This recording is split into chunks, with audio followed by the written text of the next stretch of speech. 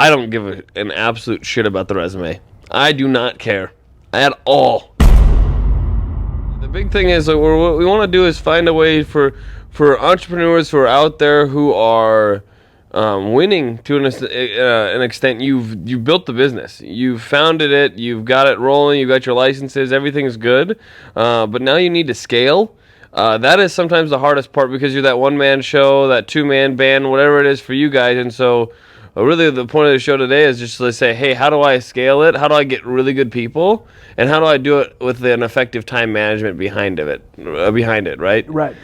Because I think a lot of people, they try to start doing this and then their whole business goes in the tank, right? Because they don't know how to manage their time to hire people. Yeah. A lot of people out there, it's like they will spend hours and hours and hours on one person to interview them. They'll call them in. They'll sit down for an hour and a half interview. They'll think about it. They'll call them back for another hour and a half interview. And then because they've only got to do that 3 or 4 times, they pick out of this pool of people that is like, it's subpar. It's not even up to par with what they're looking for. But because they've only compared 3, they picked the best of those 3, right? And they've wasted 6 to 8 hours doing that to hire one employee that's probably not going to work out in the next 2 to 4 weeks. I think it's a broken system. Yeah, so did you first use the standard process? Yes. Of one-on-one? I mean, so coming in, my background really quickly was just, coming into a small mom and pop roofing shop. I mean, like I'd never done any construction work before, but I knew that there was really good money to be made, and I knew that I could make a positive effect on people. And that really excited me. Like I could actually be like, roofing's got a really bad connotation, and I'm like, we're just gonna change that. And so like it was a really fun place to be. But when I came in, I was like, hey, I want to build a sales team. And I didn't have anyone who knew, and I didn't have a coach or anyone who told me what to do. So I just started recruiting for my friends and family, right? And I think that's the first thing that everyone does. Right. You go find your friends and family, and you go start trying to recruit all these people to come work at the business. And that works for a minute, right? I mean, 2 of the guys that we still have are from a work group that I had originally that I recruited from, 2 of our top producers. So I'm not saying that it's a bad way to do it. It's awesome. But once you exhaust that, it's like, where do you go next? And so what we found was doing the old method was just, I was wasting 16 to 20 hours a week trying to hire people. And literally, maybe I would do 10 of those. That would be my 20 to 30 hours. And I would have one decent, not great, decent candidate out of it. And so I said, we got to change something. We got to look at something. So I started going online, trying to figure out how to do this. And we landed on group interviews. I think group interviews is the fastest way to get really, to see a lot of candidates. And it builds this competition in people. When they go to these group interviews, like you can see it on their faces. They're like, I want to be better than that person. I want to make sure I get the job over this person. And so you really get to see people's best stuff, and you can kind of see the competition in it. And we're hiring for sales mostly, and we do these group interviews, and it's like you really, really get to see the competition that comes out of these people. And I mean, it works for every position. We've switched over and done it for every single position in the company. If we hire for anything, it's all group interviews. So kind of explain that process from start to finish. Yeah. Of like where you reach out to for the people. Right. Yeah. To apply, and then the whole thing. Right. So we do Facebook is one thing where we do Facebook recruitment. So we'll do ads on Facebook. We do videos on Facebook. Just something to get people to kind of link in. I mean, if you haven't looked at Facebook, it's really, really powerful for recruiting. You can put job resumes up, boost them. It's coming across people's feeds. Videos to get them to stop. Hey, you're tired of your job. You looking for something where you can make money with an unlimited potential and no cap on your commit. Like if like videos that grab people, you're gonna see that that'll bring in a lot of candidates. And then like LinkedIn's a good one, obviously. We use Glassdoor, so we spend quite a bit of money to get the candidates into the group interviews. That's number one.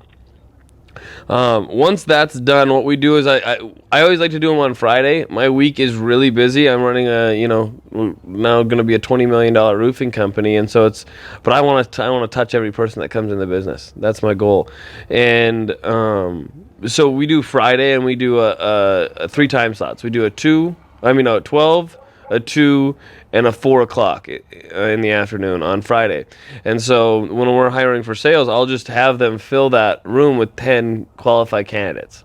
And so it's really fun when you're crushing it, because you can actually go from 60 people who applied and only give 30 a group interview.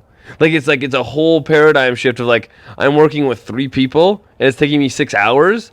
Now I have 60 people. I get to cut that in half before I even get started. And now I've got 30 really good candidates in my group interview rooms on Friday that only take me 3 hours to go through. So that's really cool, to go from 3 to 30. Yeah. And to just get to see so many more people, because sometimes you see people's resumes, it doesn't really give you the same look into who they are as a person. When you get to meet them in person, you get to see them go through the group interview process. And maybe I'll break that down a little bit too, on the group interview side. So once all those people are in there, that's my day. I'm excited as all get out. We start with 10 minutes of what the company is, why we're growing, why we're excited, why you should want to work here, kind of like where we've been, where we're going.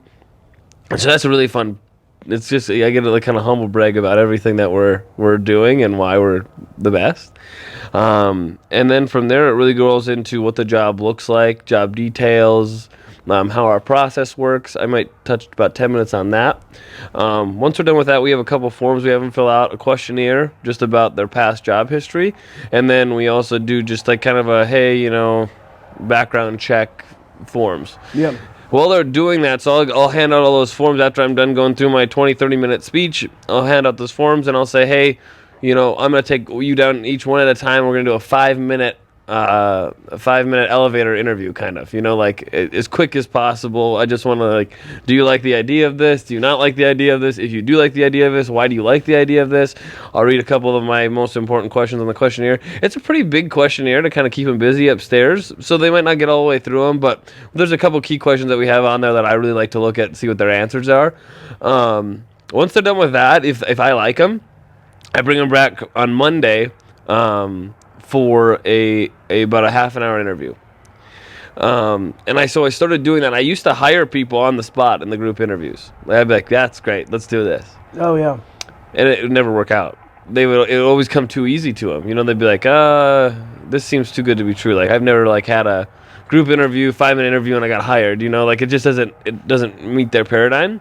So we'd push it out to Monday and do a half an hour interview. So Monday, I had enough time slots on my Monday afternoon to do all of them, but usually I only pick about the top 5 because I know that I've got 15 interviews on Monday, 30 minutes apiece. Yeah.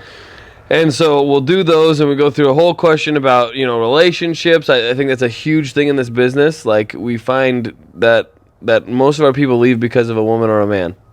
If you're or the significant other. Oh, really? Yeah, I see so many people that they leave because their significant other doesn't understand it. They do not understand what they're doing. Like, they don't have a schedule really, so they can do whatever they want. And so what happens is that significant other, they take advantage of it. And they're like, well, you don't have to be at work. You can do this. You can do that. And so I see so many of my guys who could be massively successful. They don't know how to handle that relationship piece. And so that's a big question I have in the 30-minute interview. We go through that. If they have a really supportive significant other, it really helps them to achieve their goals, and I've seen that over time. So that's a big push that I talk about. And then it's really just, can you handle the schedule? Can you handle the workload? This is what it looks like. We go through all of that, and most of the time, guys, you're gonna be like, I need to hire this guy right now. Like, that's what it's going to feel like, because you haven't done this before. And so you'll get through these 5 interviews, and there's three of them, you're like, oh my gosh, this is it. This is the guy. This is the guy. And you have to just completely calm down. Shut your emotions off. Yep, shut your emotions completely down. And then say, hey, great. I want you to talk that over with your significant other. And if you're interested, I'd like you to reach out to me.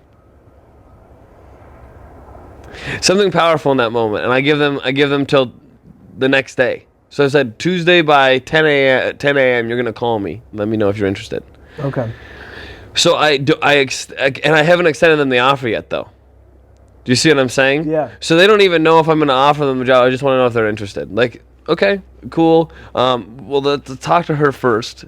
see if you're interested, then call me back, and then we'll kind of figure out what's going on from there. Yeah. And I have people wash out that I thought were incredible that wouldn't call me back on Tuesday. And that's not a person you want to work with then. Do you know what I'm saying? Absolutely. So it's like yeah, that's a good test. Yeah, you wash these people out, because then when your training class comes in and you went from 60 to 30 to 15, and then you've got a 5, and maybe it's only 5 people by the end of it. But those 5 people are going to win. They're going to get through the training, they're going to execute, and you're going to probably retain 3 of those people. So when you look at it, you're playing a 5% game on hiring. Okay. When you scale a business, you're really playing a 5% game. You have 60 people, and you're going to get 5 qualified candidates that are probably going to come down to 3. So just understand that you're winning at 5%. You're winning. You're doing exceptionally well. Our sales team will only be about 22 to 25 people this year. So you only had to do that hiring class maybe 8 times. So 8 weeks, 2 months of that, and you've got an incredible staff where you can scale to $20 million. So what would you say to the person that isn't hiring sales? Because, someone might say, oh, well, yeah, I mean, with sales guys, that might work, but I got to hire, accountant or IT. And, you'd said that you started doing it with everyone now. So the thing why it's hard for sales and when we have such a low retention is we are a 100% commission-based business when it comes to sales. So there's a whole sales process in that to get them to believe in themselves enough. When it comes to the other positions, it's actually quite easy. It's a lot easier to get them in because a lot of people want a secure job. We put out a job ad for $38,000 a year for a supplementing position, and we literally had 150 candidates within the first week. Wow. And we did the same process. We screened them. We got that 150 down to 60. And you do have to be super quick to make that assessment on the front interview. So to do that weaning, I didn't touch on that either last time. So to do that weaning, the front office will make phone calls. They do phone interviews with them, 20-minute phone interviews to decide if they're going to come to the group interview or not. Oh, okay. So there's a questionnaire that comes before that to that's how we weed them down. We don't just look at the resumes, but we actually call them. We touch base with them, all that stuff. So yeah, with the other positions, it's quite simple. There's a lot of people that show up, and then it's just weeding through that same process. And the fun thing with that is then you are literally getting 60 people for one position. I mean, imagine having the abundance to have 60 people to just choose from for one position. I don't think a lot of people are in that position ever. So do you run those, 60 people, do you run those group interviews all in one day at different time spots? Or Yeah. So if I have 60 people, my room can fit 15, I'll load it up. So I'll do instead of 3 time slots, I'll do 4 time slots. And I'll just do 15 people a piece. And the same thing. So I do noon, 2, 4, and 6. And I would just crush it. And I might bring in an assistant to help me with that. I would probably do where I'll take 7, you take 8 or whatever, and we'll break those 15 down so we can do those lightning interviews quicker to keep it within time frame, because it's really hard to do. I've tried to do 15 before. It's you lose some value with the people. So I'll have another hiring manager in there with me. And guys, it doesn't have to be a hiring manager. It can be somebody that you respect in your business, and just have them ask the questions and see if they're a good fit. So you don't have to be a big business. When we built it, it was literally 3 guys, and now we're 40 people strong. What are some tips that you could give people just in general on what you look for on resumes in order to make that first cut? Just in general, that might work for people across the board. If there's someone that their business is just starting to grow and they're like, I got to hire people, but how do I know I'm making the right choice? Like, what are some key things to look for? Don't look at the resume. Even when you're windowing them down from. I don't do the whittling down. I don't do the whittling down. Okay. So my front office does, but I don't give an absolute shit about the resume. I do not care at all. Actually, I do not care. Some people that come in, I mean, we literally have somebody who's working commission sales that has a master, going to have their doctorate. And I really don't, it's amazing that they have that education, they have that willpower, so I like that. But but beyond that, I'm not like blown away by anyone's resume. I'm blown away by the people. What about for a different department?